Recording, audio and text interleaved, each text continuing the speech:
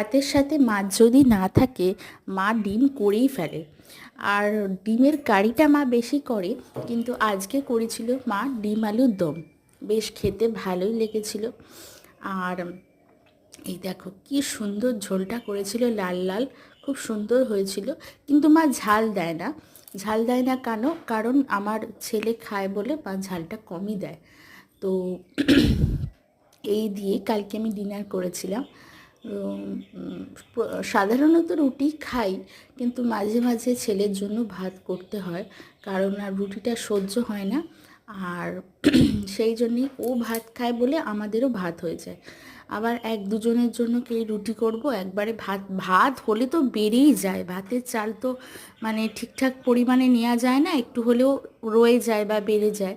তো সেই হিসেব করে আর রুটিটা আমাদের খাওয়া হয় না রাত্রির। তো ভাতই করা হয়েছিল, ভাতই খেয়েছিলাম সবাই মিলে। মুসুর ডাল আর আলু চোখা দিয়ে ভাত খেয়েছিলাম, আর তারপরে ডিমের ঝোল দিয়ে ভাত খেয়েছিলাম। কাঁচা লঙ্কা দিয়েই করেছিল, কিন্তু বেশ টমেটোটা দিয়েছিল বলে বেশ লাল লাল ঝোলটা হয়েছিল।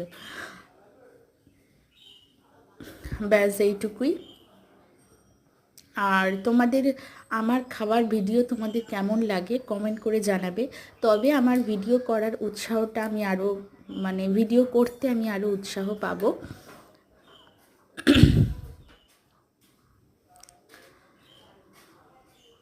তোমরা অবশ্যই কমেন্ট করবে কে কোথা থেকে আমার ভিডিওটা দেখছো, আর কি ধরনের ভিডিও তোমাদের ভালো লাগে সেটাও আমাকে জানাবে। আর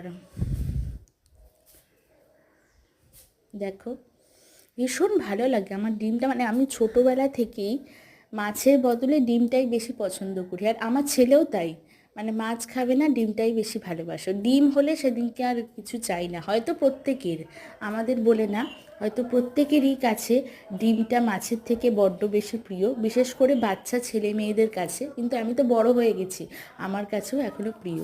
তো মা ভাতের পরিমাণটা আজকে এত বেশি দিয়েছিল যে লাস্টের দিকে আমি খেতেই পাচ্ছিলাম না, মুখ দেখেই বুঝতে পারছো। জোর করে করে খাচ্ছিলাম। তো মাকে বলছিলাম তুলে নাও তুলে নাও, মা তো বললো না তুলবে না, খেয়ে নে, ওইটুকু ভাত নষ্ট করব কোথায়।